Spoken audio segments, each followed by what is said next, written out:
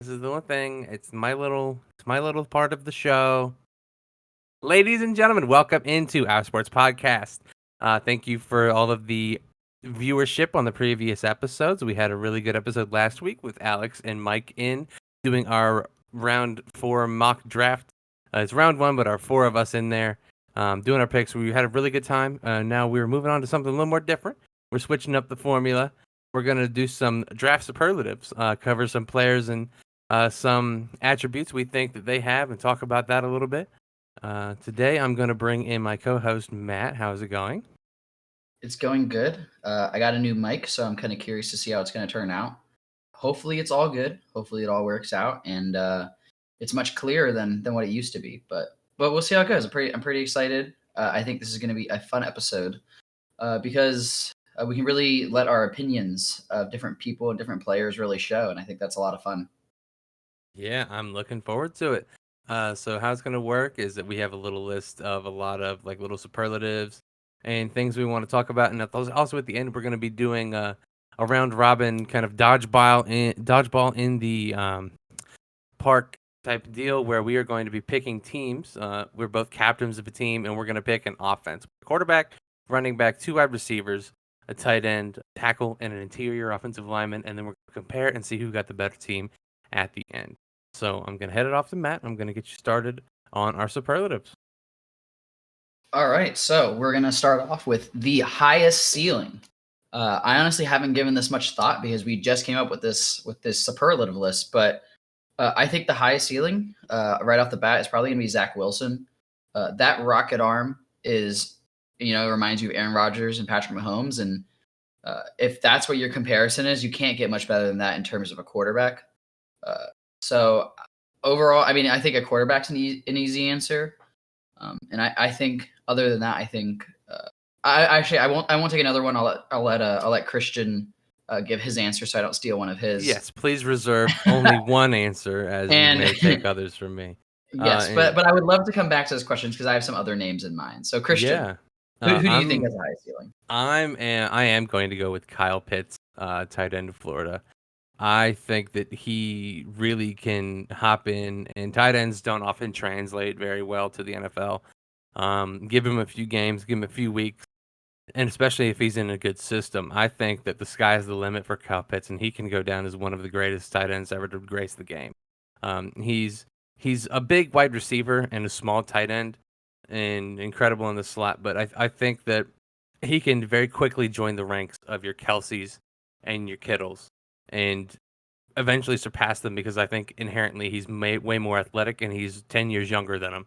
So I think he has a great ceiling. I think he has the highest ceiling of anyone, barring Zach Wilson, who gets incredibly coached and molded into this Mahomes like stratosphere. But for a skill position, I'm definitely going Kyle. Yeah, I think other than that, I was thinking Chase. I mean, I was watching some of the things that he's able to do in terms of route running and contested catches and just his catching ability and separation in general. And he's going to be I personally think an elite wide receiver. He's the clear number one wide receiver. Hopefully that he did what he needed to do this in his year off.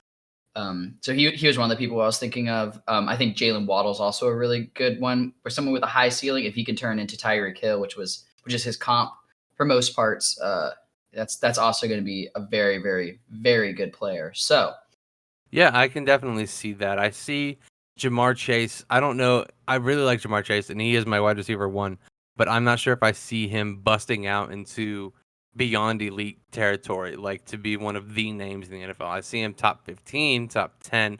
I don't think I see him top five. However, I can see eventually Jalen Waddle coming into that conversation. So, um, if everything goes as planned for where I think he's going to go. So it's very interesting duality there. But yeah, we'll move on to the next superlative on the list that I'll let you take first. And it says we have longest career. why, thank you.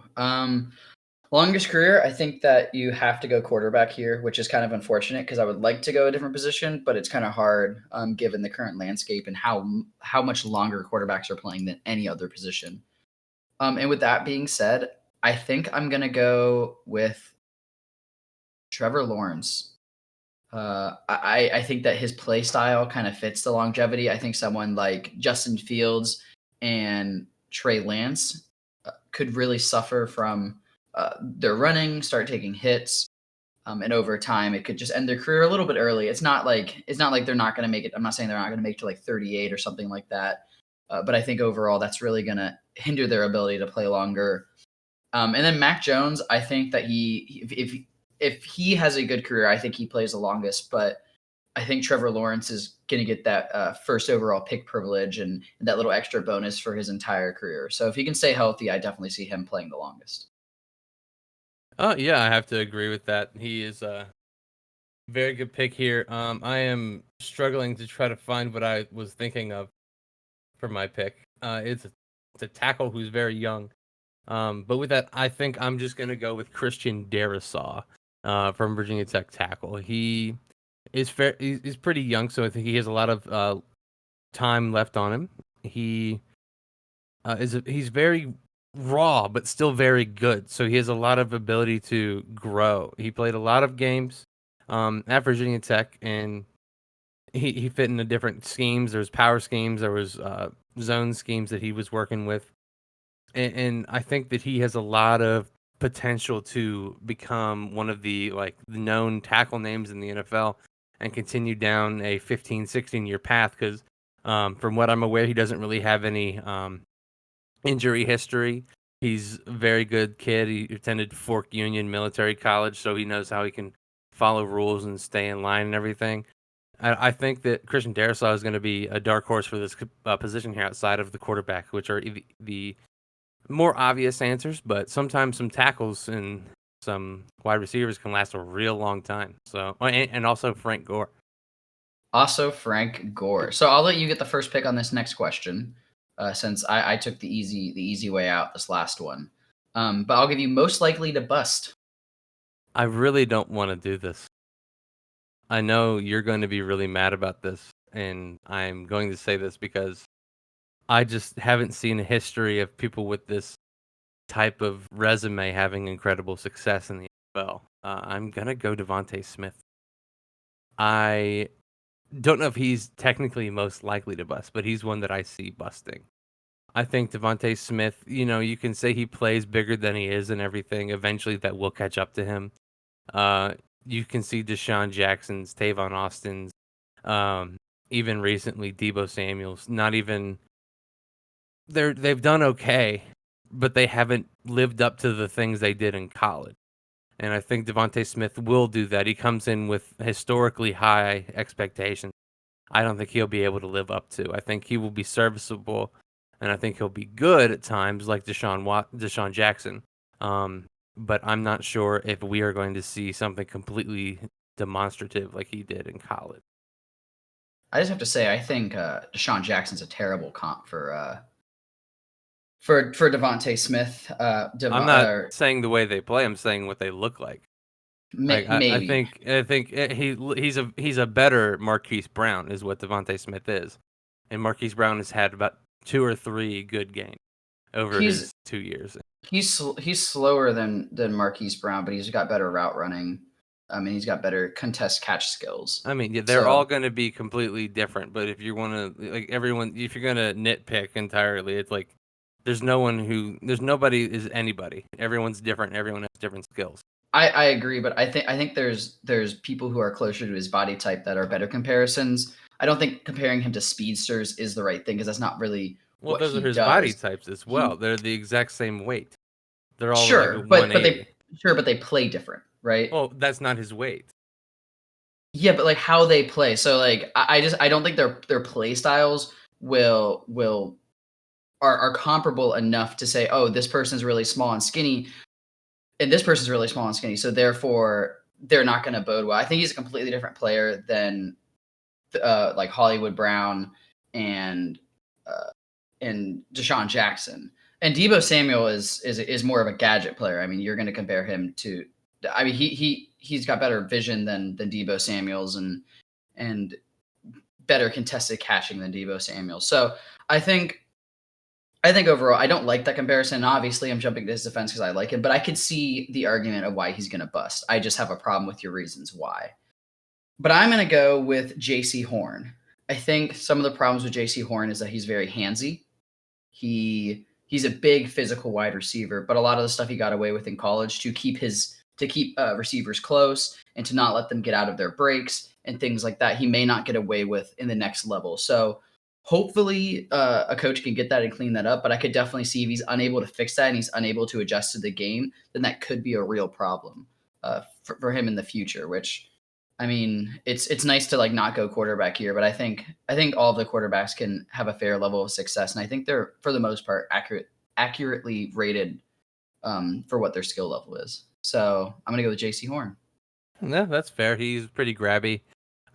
He's long. I think he has a lot of fundamentals and technique down that's pretty good. If that just gets brushed up, I think he'll turn into a really good corner for a long time. I think he has less variability in his success rate than other people. I think he's going to be pretty good to great over time. Um, Obviously, this could all come crashing down, as is everything we say. But I think he's very close in line with Patrick Surtain as cornerback number one. Um, so yeah, and we'll move on to the next one whenever you're ready. All right, so who is going to win Offensive Rookie of the Year? This is very hard. Trevor Lawrence.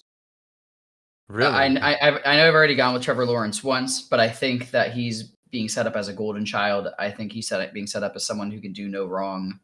I think it's going to be much like the Chase Young. All he has to do is maintain a status quo, and he'll get it. And I mean, that's what Chase Young. Chase Young didn't have a super outstanding season. He had a good, solid season. Like he's definitely like, hey, like you could definitely be the starter. And he definitely showed like flashes of what he could be. But he overall had an average defensive line season. Well, I think that Trevor Lawrence could have like an average quarterback season, throw for 4,000 yards, 20 touchdowns, maybe 25, and get it pretty easily. So I think that he's a shoe-in for Offensive Rookie of the Year just based on his media presence and people and the desire of people being right and wanting him to succeed since they projected him so high. Wow, I think a little bit contrary to that. I think it's going to be Justin Fields on the 49ers. I think coming into a well-developed team that has a lot of star players, I think Justin Fields, a few weeks in, is gonna hit the ground running and have a Justin Herbert like season. Um, is that his name, Justin Herbert? That is his name. I just keep reading Justin. I keep thinking that I'm wrong. Well, it's gonna be a Herbert like season, I think, and he's gonna be undeniably the offensive rookie of the year. The 49ers have great talent on both sides of the ball. They had terrible injuries this past season, which brought them down to the 12th overall pick, and they've jumped all the way up to get their guy at quarterback, and I think that is Justin Fields. And I think due to the fact that he's going to be a young quarterback on a great team, that he's going to be put in the situation where he's going to be able to win Offensive Rookie of the Year. I think Trevor Lawrence is going to be on an abysmal team with no identity, and he's going to lose way more than he wins, um, which is inherent with being on the Jaguars. But I think that will take a toll on his Offensive Rookie of the Year potential. Yeah, I agree with that for the most part. I think that the one hindrance is if Garoppolo starts. But I want to say one thing, if I could Yep. look this up. I was looking up their wins. The Chargers went 7-9 last year. So Herbert lost more than he won, and he was still able to win it. I don't know if they can get up to 7 wins. I'm not really sure like what the history of how wins correlates to offensive rookies of the year or defensive rookies of the year.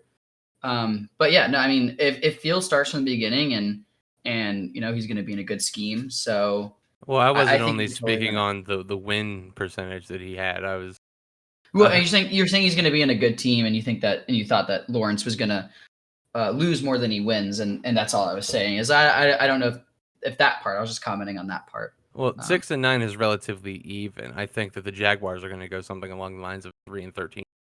oh, interesting. Okay, Yeah.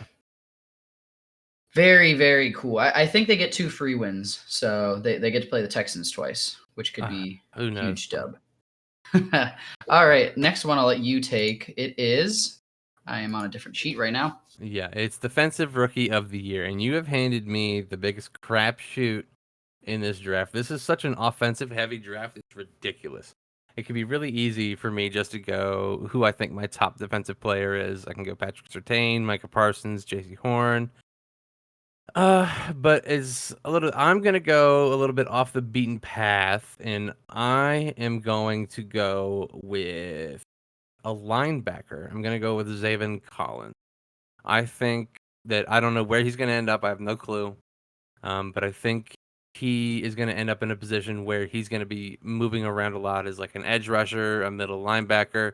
I think he's gonna have an opportunity to show his ball chasing skills, and I think he's gonna be in on a lot of plays no matter where he goes. Um, I think he has a lot of potential to be a green dot on the defense very soon. And if he ends up on a good scheme, then I think he has a lot of potential to be defensive rookie of the year, one of the dark horses. So this one, not one of the top names. Interesting, interesting. I like it. It's definitely out of the box, and I definitely think that he could in the right position win it. I'm going to go with my favorite defensive player, Jalen Phillips. He's my go-to star defensive player. Given that he doesn't get hurt and he starts on and he's able to play all 16 games, I think that with his skill set, he's a slam dunk to win uh, defensive rookie of the year. But we'll see, obviously. But I really like him there. And you're right; it is kind of not a lot of good names to pick from. A lot of the edge rushers don't really flash elite traits, and I think it's difficult for a middle linebacker to really to really to really shine when we're talking about like Micah Parsons or Koromoa. So I think Zaven Collins is a good pick, and I like my pick here with Jalen Phillips. Do you have anything to say about that, or should we move on to the next one? Yeah, Darius Leonard did win defensive rookie of the year a few years ago. I think he is a little bit of an enigma in that position. He's incredibly dominant. But I think I could see that success happen in the future. With Collins. So if you want to head on to the next superlative we have here. Surprise first round pick. So my surprise first round pick that I thought it would be Elijah Moore out of Ole Miss. Oh, well, you stole mine. Was that yours too? I Maybe it's love not that. Elijah Moore. Maybe it's not that much of a surprise, but I definitely think I could see him sneaking up into the first round with his skill set. Uh, I it's tough because that's asking a lot of wide receivers to go rather in succession. But if quarterbacks start to fall, and a lot of the wide receivers are taken early, then I could definitely see a huge push for him in terms of looking at the other wide receiver talent, and as it starts to come off the board, being like, oh well, Elijah Moore is a guy that can help our team right now with his skill set. So Elijah Moore it is, and I'm sorry I stole yours. It's okay, brother. What I'll go with one of my favorite players in the draft. Number 69 out of Alabama, Landon Dickerson, center. I think the only reason he's not currently entirely touted as first round talent is his injury history, which he did have a few surgeries in the past couple years, but I think that he will be able to get over those. He's seen to be having good progression over his recent knee injury. But I think that due to his talent alone, that like someone like the Chiefs are going to come in and at the end of the first round, get a position at need at center and help develop Landon Dickerson, because I think they do have someone currently a stopgap in place for center, and they can afford to wait a few weeks for someone with I feel is the best interior lineman in the draft in Landon Dickerson. Well, not the best center. Elijah Red Tucker's the best interior lineman, but best center in the draft in Landon Dickerson. Um, he's not an incredible athlete, but he doesn't give up. He plays incredibly hard. He's stout. He's a good fighter. I really love Landon Dickerson. He's the kind of guy I want on my team, and I think that he's going to be my surprise first round pick for this draft. Very nice. I agree. That's yeah. I think he's underrated because of his injury, and I think he could totally sneak into the first round, if not a little bit earlier than that. There's some center needy teams a little bit before that, like the Packers, which could be really interesting if they decide to go and not draft a wide receiver again. So next, I'll let you take this one first. But best legacy. So parent was in the NFL, and now the son's coming in. Who would be the best combination? I Yeah, believe so is how we want to phrase it. yeah, this one's a little bit of an interesting perspective we're taking on this. Is if we were to get there's three main legacies that we're looking at here. It's Patrick Surtain, J.C. Horn and Asante Samuel Jr. For some reason, there are cornerbacks, so that helps us out, level out the playing field. Obviously, it goes Patrick Surtain and J.C. Horn are relatively even, with Asante Samuel a few rings behind on the current rankings for the 2021 draft. However, we wanted to compare. If you draft one, you get them and their prime father, which would be a very interesting conversation, I think. So, just to weigh the options here, you have what I would argue is the weakest of the parents in Patrick Surtain. I think he had the least remarkable NFL career. But then we also have Joe Horn, who I think had a very good NFL career. He had 4 Pro Bowls, and he also played wide receiver outside of being a cornerback. So instead of just being a double up on a position, you get 2 on each side of the ball. I mean, 1 on each side of the ball. And then lastly, you would get Asante Samuel and Asante Samuel Jr. And I think Asante Samuel by far had the best NFL career out of any of these guys. But you would also be doubling up on cornerback position. If you were to pick a duo here, who do you think you'd go with? Oh, I'm so glad you let me pick first. I was like, oh, I don't want to have to pick between the other two. I'm gonna take Samuel, Asante Samuel, and Asante Samuel Jr. Give them to me. I love Asante Samuel Jr. Great slot corner. If slot corners were more valued, he'd be a first round pick, but they're not, so he's not. He's easily a second round pick, and his father was a turnover machine. So, with that being said, I will take the Samuels, I guess, the Asante Samuels. The Samuel brothers, the team. Um, I'm gonna go with Joe Horn and J.C. Horn.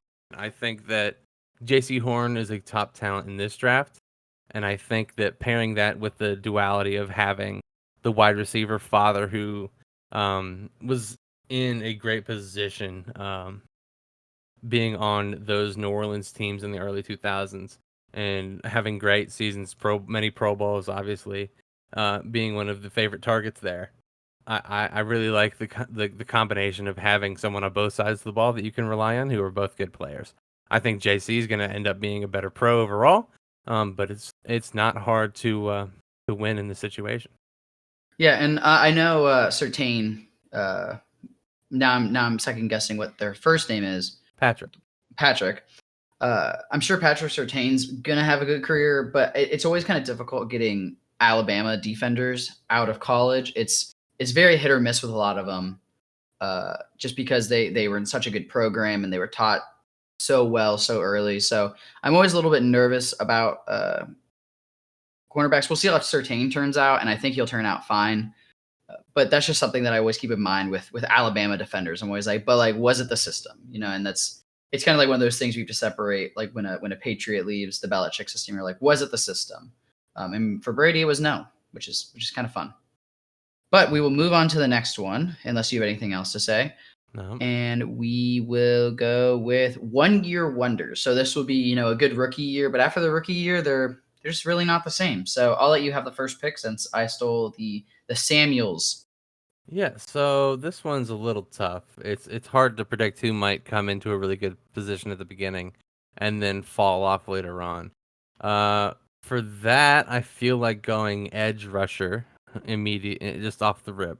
And I feel like someone like actually unfortunately Aziz Ojulari might be this caliber of player.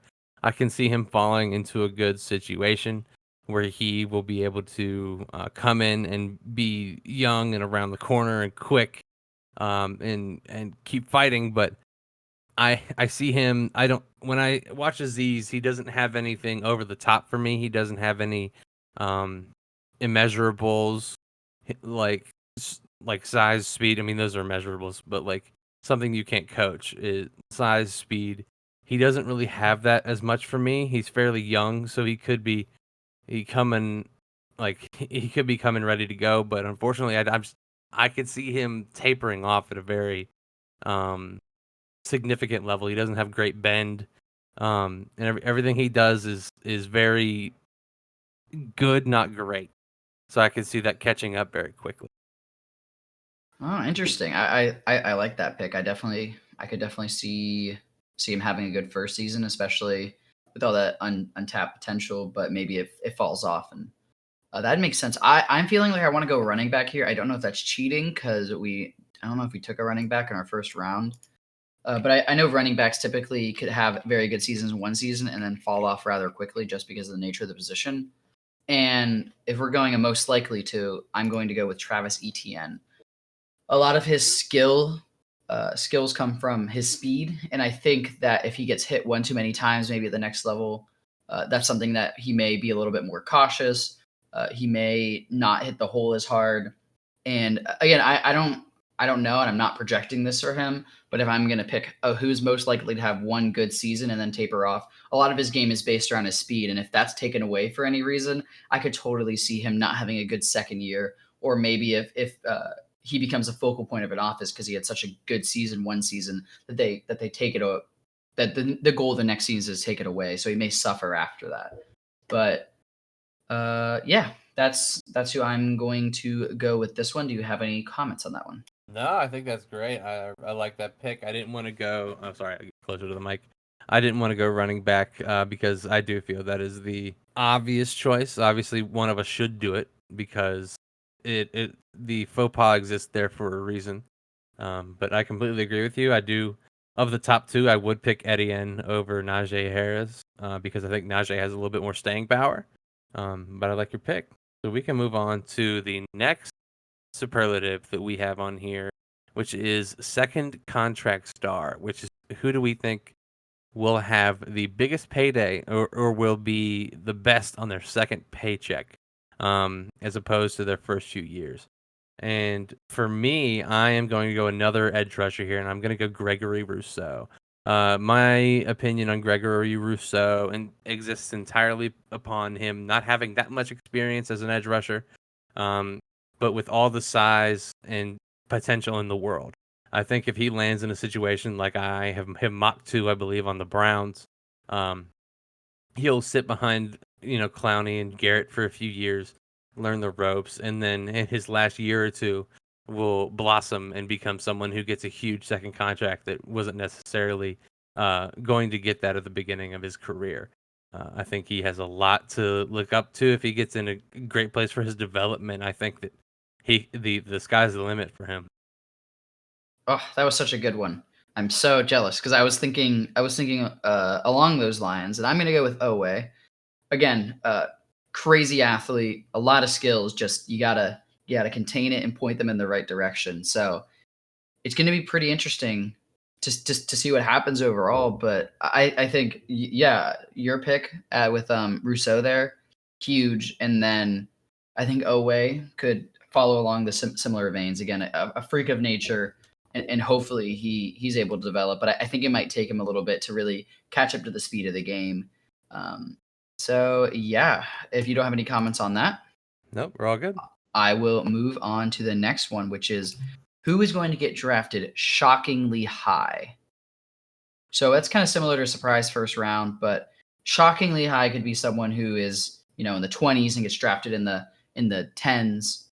Yeah, a la Clelin Ferrell from previous years when the Raiders all of a sudden picked someone who I had viewed as a top 20, top 30 talent in Clelin Ferrell, and probably, to my memory, not even the top edge rusher on the board at number 4, and he has subsequently not had any really good seasons to merit. They snuck Crosby in there at the end, so they made up for They it. did well with Crosby. They did very well with Crosby. That's a great pick, but they definitely shot and missed with Clelin Ferrell. All right. So do you want the first pick or would you like me to take it? I would like to take the first pick because I told you my pick for this, and in fear that you're going to take it, I want to go first. There have been recent reports coming out about Kadarius Toney, wide receiver from Florida, going in the top 15 and before Devontae Smith. Now, I'm not sure of the credibility of these reports, but I can see someone like a team historically like the Raiders who fall in love with someone with this skill set and try and land him really early. I don't think Kadarius Toney is necessarily even a first round talent, but his gadgetness and ability to be a multiple positions and markedly a slot receiver with electricity and quickness could really land him high. Unfortunately, I don't see him doing that from my perspective of him. I think he's definitely a wide receiver two, wide receiver three on a team he gets onto. But if there's a team that falls in love with them, like the Bears fell in love with Mitch Trubisky a few years ago and did something stupid, it can happen. Anything can happen. But I think if we're giving those reports on Kadarius Toney any credibility, I think that would be who I would put as shockingly high, going up as much as 15 to 20 picks higher than where I'd take him. Yeah, and in both of our mocks, well, in the mocks we did together, I saw Tony was one that I was really looking at, but even at like 27, where the Ravens were at, I wanted to trade down because while he's a really good player, great balance, great run after the catch. Yeah, that would be really high for him. So if those reports are going to be true, that should be a lot of fun. A good shock on draft night. I'm going to go with Alex Leatherwood. I think that he is one that could sneak up there with the other tackles. Kind of get mixed in there. Again, that Alabama blood. A lot of the time, um, Alabama players will get overvalued at their positions just because of the system they come from. And I think that he's definitely one of those tackles that could sneak into the first round, much like Isaiah Wilson. I'm sorry, or Austin Jackson from last season. So with tackle needy's team and they're drafting for need, they may sneak back into that and have to decide between Rundoz or something, whatever the guy from North Dakota State, and maybe like Alex Leatherwood and a few of those other tackles in there. And they may be like, well, his pedigree from Alabama, and he's going against like better competition. And I know that he's been seen it. He was seen as a first round tackle last year and kind of like fell off. So maybe some people still see that first round talent in him that are offensive tackle needy if a lot of the offensive tackles come off the board. So that's who I'm going to go with. Yeah, if there's a run on tackles that happens in the first round, which I think there might, because there's a lot of borderline first round talent here. I think he can definitely go in there. I think I've been getting familiar with the offensive tackles out of um, my need for familiarity. I like the position in general, and the overwhelming sense of fear coming that the Titans are going to waste another first round pick on a tackle. So I'm going to getting used to them. I really like Ray Duns. Out of North Dakota State as well. But I really hope we don't. Why'd you have to bring up Isaiah? He's gone. He's gone. He's a rapper now. He's out of this world. I mean, that was a great pick. I really enjoyed that pick. But you know what picks I will enjoy soon? We are going to go with our draft of our rookie teams. So we'll each get a couple picks, and to decide who goes first, let's do it like pro football, talking to a trivia question. Oh, but you don't you already know the answer to it? Yeah, I'll ask you the trivia question. If you get it right, then you go first. Oh, okay. Alrighty. Which NFL team is the only team to feature the helmet logo on only one side of their helmet? That would be the Steelers. All right, it was kind of easy, but you go first, sir. Hey, really quick.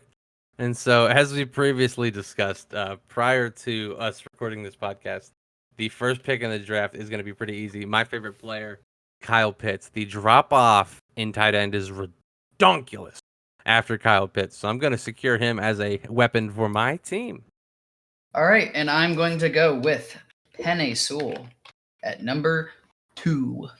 Okay, if I have to, fine. I'll take Trevor Lawrence to pair up with Kyle Pitts. Okay, with that being said, I am going to go Jamar Chase out of LSU. You're up, sir. Yeah, go crazy with your bad self. With that, I'm gonna follow you up with a young Jalen Waddle.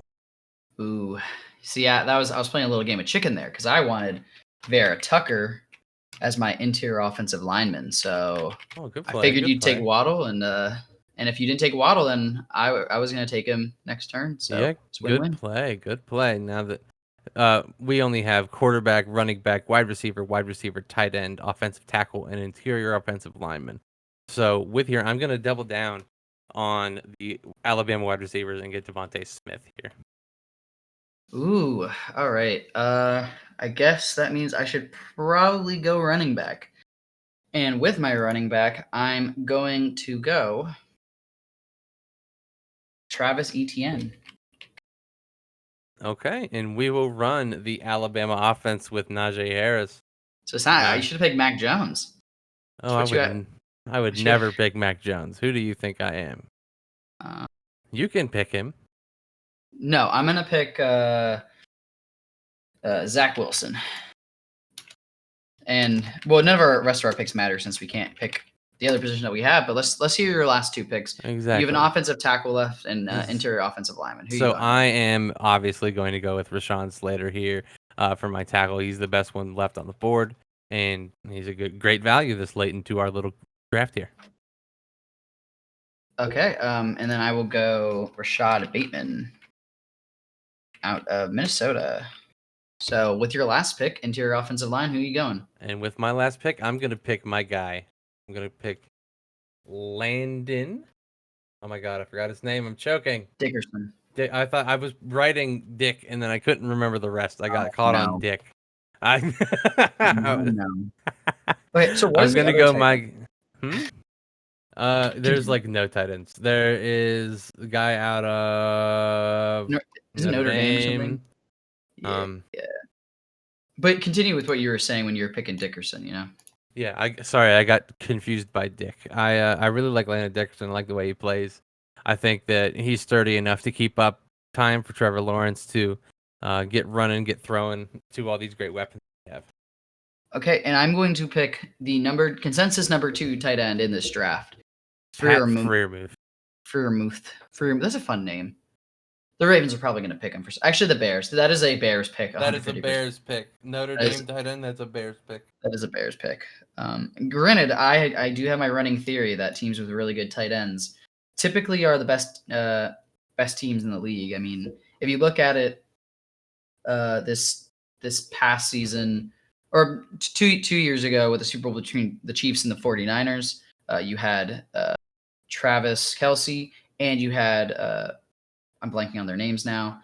Travis Kelce and I have George Kittle. So very high level. You had Miami doing pretty well this season with Gesicki.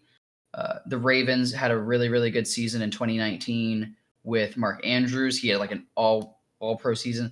The Packers had I think his name is like Tom Tonyan, Robert Tonyan, Big Bob.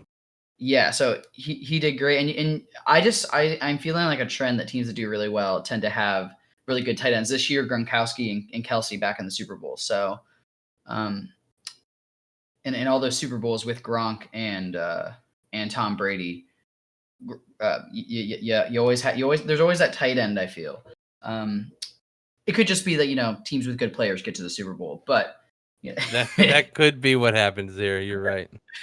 But yeah, it was good. I'm gonna run over my quick summary of people who I picked just to round it out. As a follow-up, I believe Kyle Pitts has the highest ceiling of anybody in the draft in general, and obviously this is barring whatever Matt decided to pick through his picks.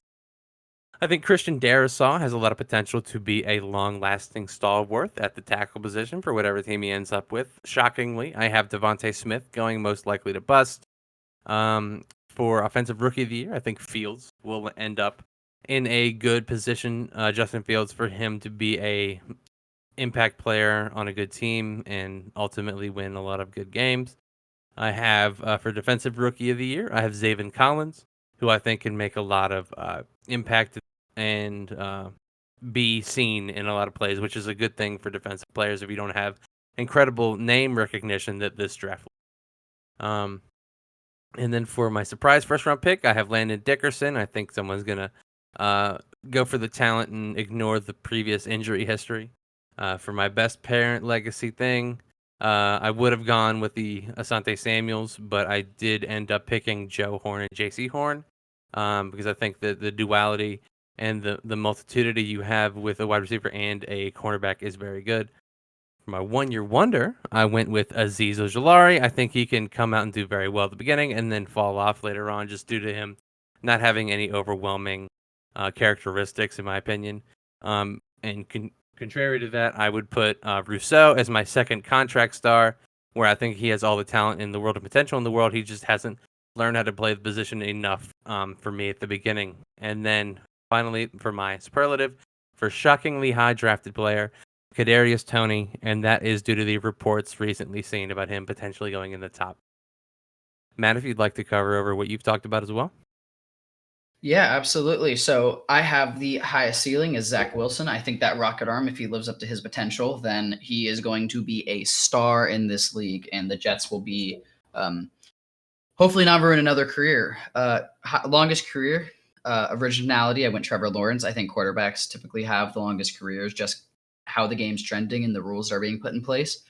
Most likely to bust, JC Horn. I think that if he is unable to adjust to the game, I think that some of the habits that helped him in college are really going to get him in trouble in the NFL, and he won't last long as, or he's probably going to last a very long time. I mean, he's a gifted athlete, but he may not be, the best cornerback in this class, or even close to that if he doesn't get that fixed. Offensive Rookie of the Year, Lawrence. I think people like to be right, so therefore they're going to try to be right. So that's what it is.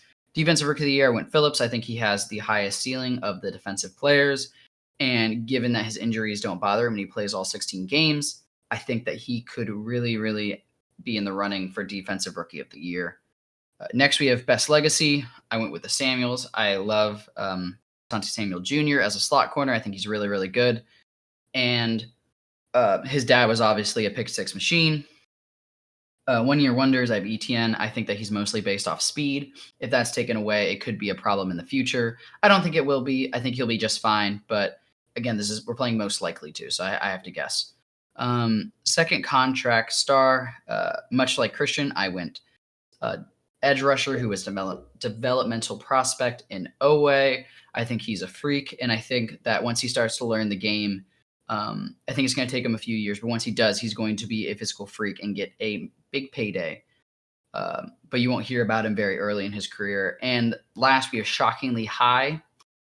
Leatherwood, I think that if there's a run on tackles, he could be one of the people who jump up the board due to his height from last year and his I can't think of the exact word I'm thinking of, but just from being from Alabama and people have an obsession with Alabama and those Power 5 schools. So to quickly move on to the next thing. Next we did our all rookie draft where we went back and forth and we did quarterbacks, running backs, 2 wide receivers, a tight end, offensive tackle, interior offensive lineman. Christian started with Kyle Pitts, and if he wants to go over his picks right now, that would be awesome.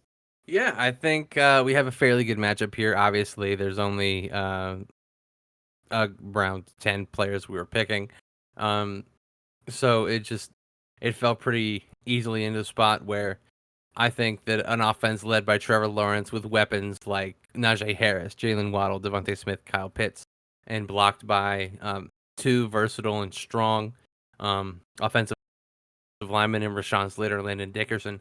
I'm not sure you're going to be able to beat me. I think my weak points are overall stronger than your weak points, and I think that's just how the cookie crumbles when it comes into a draft format like this, where one person gets the far better player in Kyle Pitts, and the other one ends up with Pat Fryermuth. But I think we both have good teams. I just do think that I would get the edge over you. Yours is a little more boom or bust, in my opinion. Mine is very boom or bust. That's why I'm expecting the boom. I think that Zach Wilson with time could be very dangerous with his arm, throwing to 2 studs at the wide receiver position, Jamar Chase and Rashad Bateman, and then you have them stretching the field, and it's going to open up a bunch of lanes for Travis Etienne. And with a blocker like Freiermuth, that's one thing I learned about it. He's pretty good at blocking. So we're gonna have a good running game and a phenomenal deep passing game. So I don't know. I mean, it's a lot more even than I think than you're letting on. But definitely, if this team booms, we're going to the moon. So There you go. And I've had a great time with you today. You have any closing remarks for the people? yeah, all I'm gonna say is this was a lot of fun. It's fun to actually be able to like discuss things and have different opinions than Christian. When it comes to like, oh, I think that you're wrong here. I think you're right here. It's definitely cool to be able to show a little bit more of our personalities in that sense and really show like why we think the way that we think and really be able to explain and take some hot takes. I think a lot of these hot takes might blow up in our face later, but it's kind of fun. I mean, I think it's funny. I picked ETN as a 1 year wonder, but also picked him on my team. But it is what it is. Hey, that's how we do. I'm no stranger to things blowing up in my face. I had a really good time. I really liked the deviation from the previous formats we've been going with, which are very listy. These, while culminating to a list, are very more discussion based. And I had a really good time. So, with that, I'm going to thank all of you for listening. Make sure you like, subscribe, leave a comment down below. Check our Twitter. We're going to keep updating you on there. We might have some infographics coming out soon. We might do some little media management and all that stuff. So, this is Our Sports Podcast. We have a sports podcast. That was Our Sports Podcast. Thank you. Yeah, go crazy with your bad self.